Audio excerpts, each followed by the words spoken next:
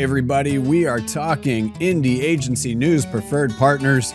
These are folks that completely get what you're going through as an independent agency. So let's talk about contracts. Without the right language in your service agreements or statements of work, you're leaving the door open to, oh boy, scope creep, payment disputes, and excessive IP risks, among other things. Matchstick Legal, one of our preferred partners, offers a free report card analysis where they review and rate your MSA and SOW against more than 50 criteria.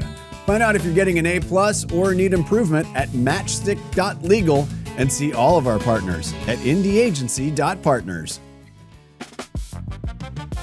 Hello and welcome to another episode of Indie Thinking. Thank you for joining us. I'm Kyle O'Brien, Managing Editor for Indie Agency News. Today, we are talking healthcare and pharma, but we're talking it in a unique way. So agency X&O, which has been building success by employing a cache of anonymous C-level talent to get work done in a sprint-based model, is expanding into the healthcare and pharmaceutical advertising space by launching a new vertical, Rx&O. We're going to find out today why the agency decided to get into the healthcare space, and which is usually held up by a lot of regulations and red tape. So let's actually bring on who they got to head up this whole thing. Jessica Ehrhardt, how you doing? Joining us from Atlanta. Hi. And founders Brett Banker and Eric Segal. Thank you for joining us. I appreciate it. Thank you for having us, Kyle. Yeah, thank you so much. Of course. So let's talk. Why healthcare space? Why did you decide to start Rx&O? Well, I love your point about red tape, because it was about getting the scissors out, no doubt, and cutting through a lot of that red tape. We have a model that can apply to a lot of different verticals, and there's no secret that the pace and speed on the pharma and healthcare side tends to be even more of an issue than it is in some of the CPG and tech clients we work with. I spent time working on the OTC pharma side at one of my previous agency gigs, and honestly, it was wrongfully seen in my mind as like, is this a little bit of a punishment? Because the way those agencies treat it is that it's not always given the best talent strategically and creatively. And we talked a lot about we should be bringing the best brains and experts in our model towards the toughest challenges and maybe the ones with the greatest impact. And those certainly exist, probably even more so on the healthcare and health and wellness side than it does on CPG and packaged goods. And also at the time that we were talking about that, the universe put us in touch with Jess, and she honestly there couldn't have been a better brain or person, because she is, we talk a lot about unicorns. She'll use the word narwhal. She's both of those. Love it. This thing that you rarely find. Anything with one horn. Anything with a horn will do. But we do talk about you need to be that to be inside our organization, because you have to be as strong as an operator, as a strategic and a creative brain. But here she's a scientist. So she's all those first things. Plus she has that background that we don't have. And that happened at the time that we were starting to think about what were some of the right verticals to go into.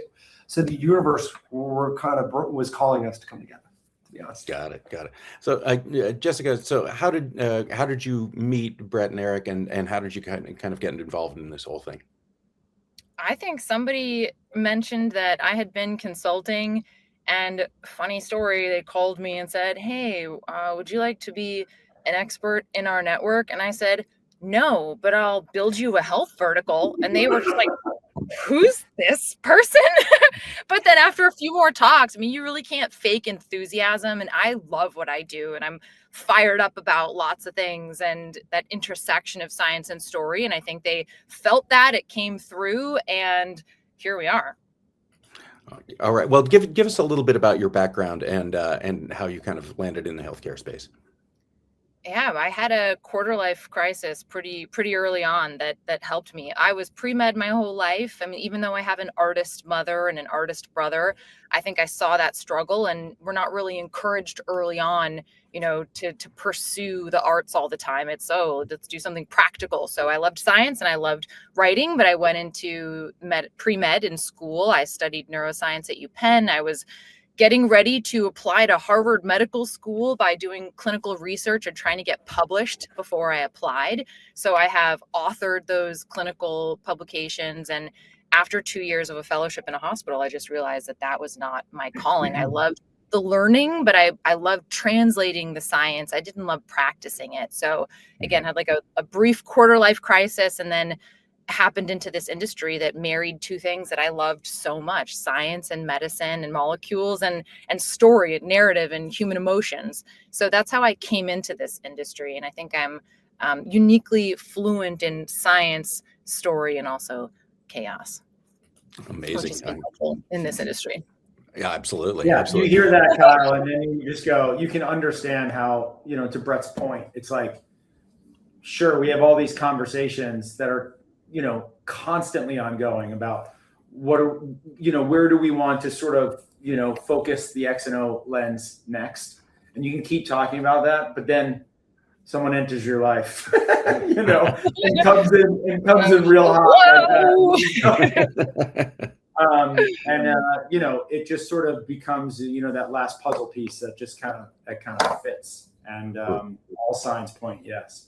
Yeah. I also just want to add that, I was peeping these guys on LinkedIn, and Brett's got posts with them and their wives, and they're thanking their families and the people around them. And I have been searching for my people my whole career, not just brilliant visionaries, but like people with values and integrity. And that's a rare combination. And I found it with these guys, and I just immediately knew how lucky I would be, not just to learn from them and their experience and their brilliance, but to just be surrounded and embraced by the good vibes and the integrity. And I appreciate that just as much. That's great. So Jessica, you said that pharma is full of all these life-changing products that are trapped inside these death by process marketing models. So how does Rx&O change that while still working within the confines of those those regulations that define what is healthcare marketing? Oh, I think it's just a misconception that regulations are sanding, the humanity off of the work. Like, it's not true. Like, yes, compliance is real, but mediocrity is totally optional. And I think when you have this model where you have senior experts who are the ones closest to the work, they're the ones who know how to navigate the guardrails. And so early on, you bring the right brains together, you bring the clients in for this sprint kind of operation, and you just make sure you have alignment early on. And so you know what to anticipate, you know which hurdles to jump over or duck under, you know which pieces of medical and legal and regulatory to bring in early on to make sure that you have a strong start. And something that we always say in this industry is that there's always time to do it over, never time to do it right. I hated that.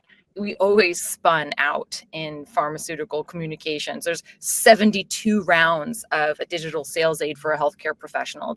It's crazy. So when you think about it, well, we actually could have started 3 days later and had a stronger brief, brought in the right experts, gotten the alignment with the clients, because in the end, we had 72 rounds of spiraling, and we're 4 months delayed now. So I think just having the right minds, and we build these truly bespoke teams of experts for each challenge, bring them in early, align with the clients, really strong brief, because that's another big thing that people don't talk about enough. If you don't have a great brief with real insight and teeth, you're not going to get great work from that. And there's always just seems to not be enough time for that sort of the right brains to get in to firm up the foundation before you start building on top of it.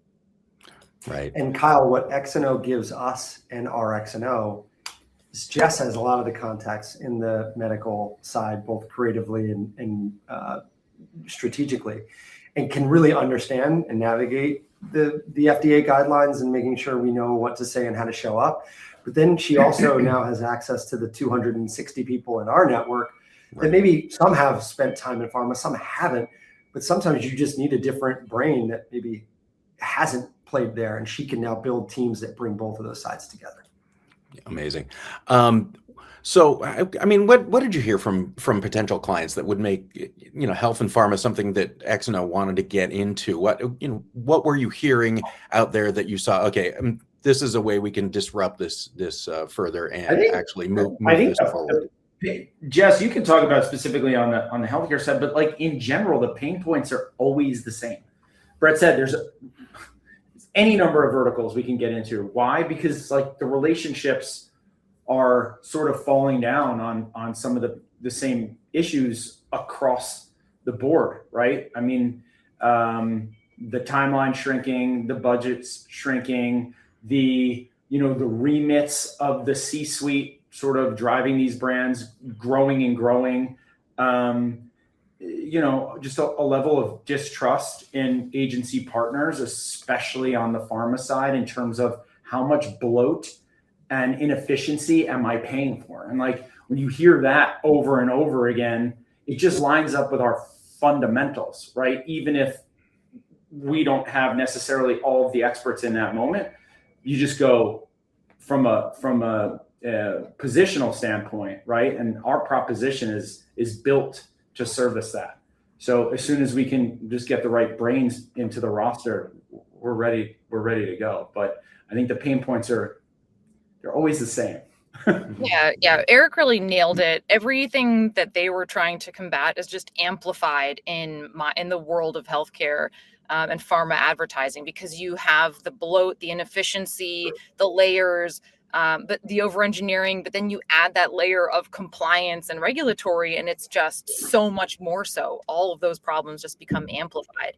And I think what I've heard from clients constantly that made me know, like, there's got to be a different way. Is, why is this taking so long?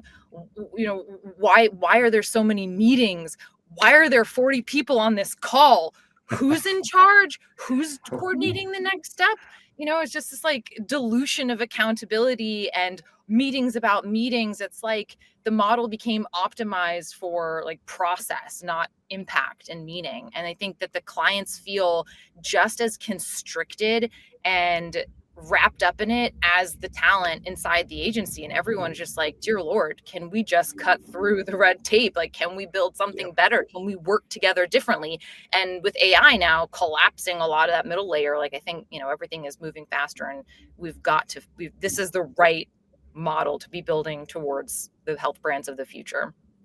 Just hearing, I love hearing you say optimize for process over impact. It makes me think of one of our first client intros it was probably October, November, right? Where we were starting to have some chats, and their faces lighting up to hear how we were going to expedite a process that had felt, I think, to them, glued to the desk.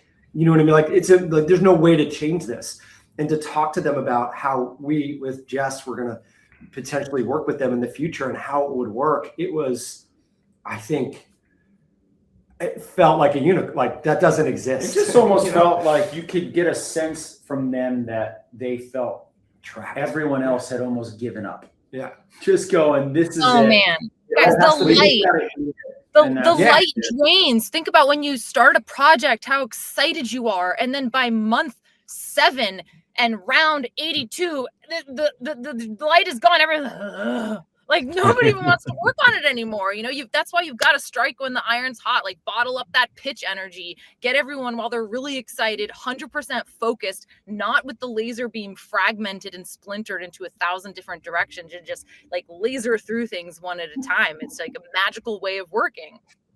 Yeah. Do you think that that kind of extra red tape has made healthcare and pharma marketing boring? Because there's a lot of it out there that just seems to be either safe or just like it just passes you right over because you're not interested. And does that come from that red tape, or does that come from just not enough creative minds being in healthcare marketing? There's a few things that I want to address in response to that. Like Brett said early on, it seems like from their outside world that the A team doesn't always get put on these accounts. But the reason for that is really logical if you think about it. If you studied advertising and marketing and you went into consumer advertising, you're a pro at brand building, at marketing, at media.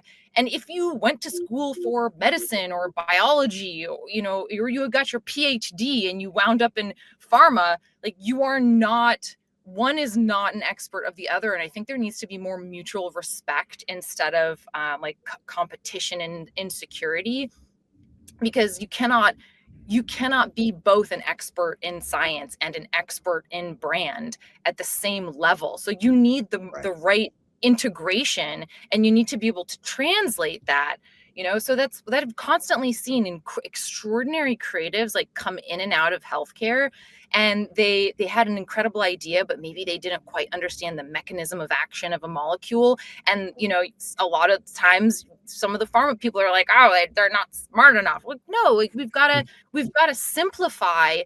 Honestly, to do a great job, you have to simplify the problem and the science into a way that is compelling and where you can pull out the meaning and the real insight and tension. And that doesn't always happen. Like, we've got briefing decks that are dense enough to make a physician's head spin off, So how can you expect a creative person? There, yeah, is like, there are two things you said that I love. Like, one is the translation.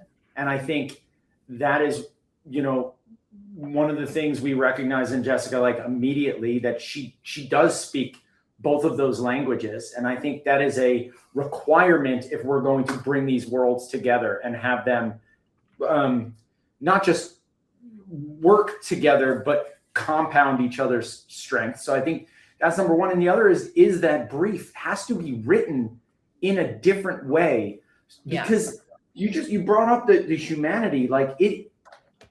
I mean, not only should it be there, it should be there in even greater quantities because of what these products and services are doing, right? So I think those briefs have to be written in a way for the creatives to where it is really, really distilled down to a super clear insight.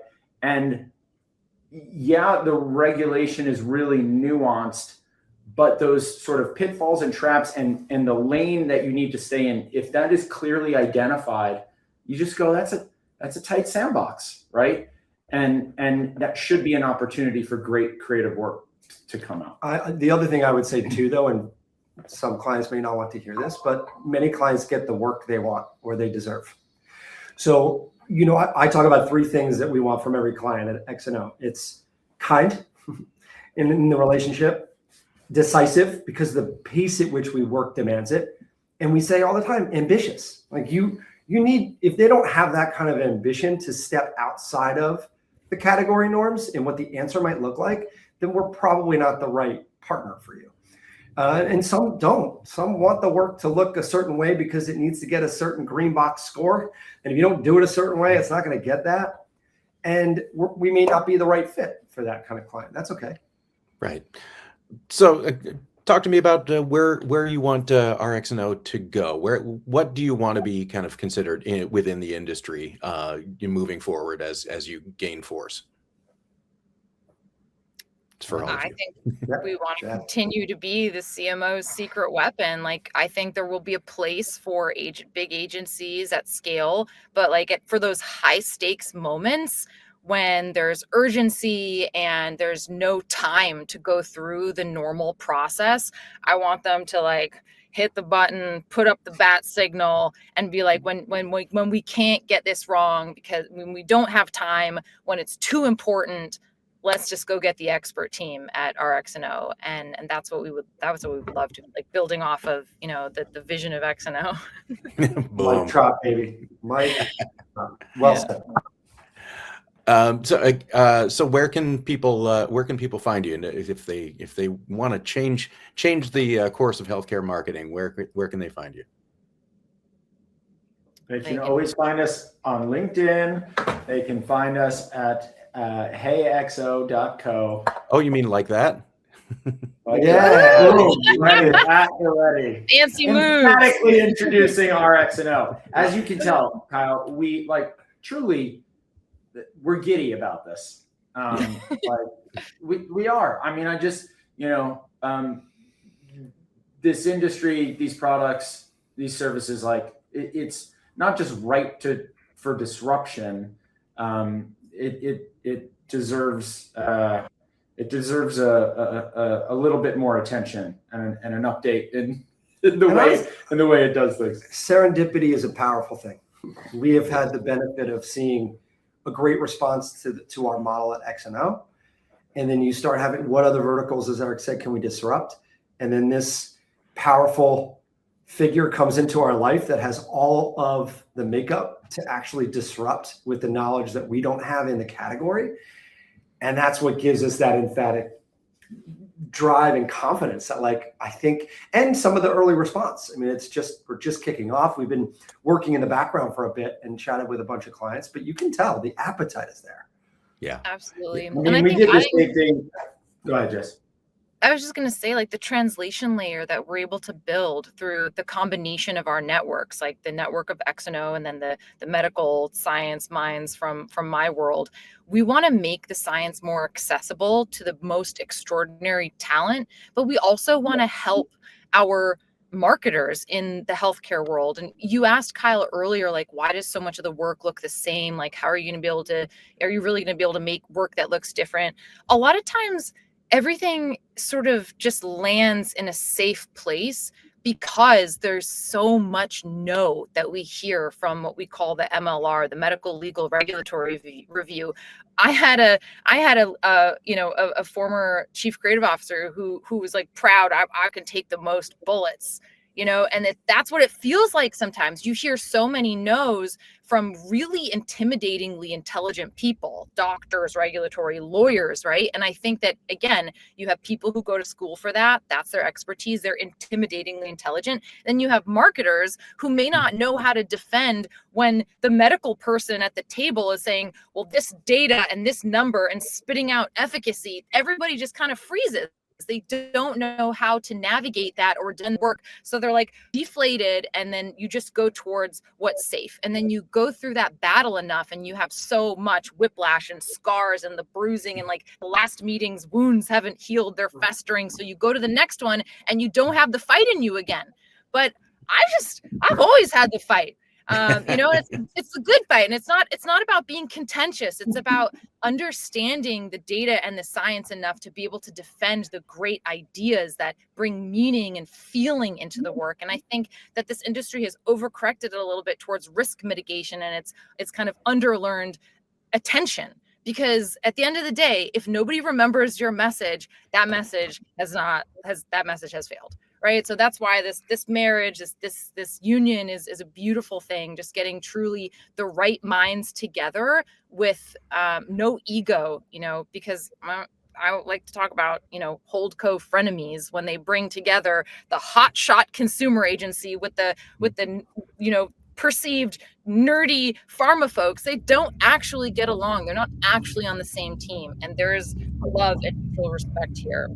This is the same team, and we build teams of people who are independent, 100% focused, and attack these problems with like a veracity and a passion and complementary skill set that I have not seen exist yet. So we're very excited about it. Nice. Well, keep fighting. And keep fighting for great work. I can't wait to see some of the first work coming out of Rx&O. Jessica, Brett, Eric, thank you so much for joining us, and thanks everybody for listening. And keep an eye out for Rx&O because they're on their way out. Love it. All right. Thanks, everyone. Kyle.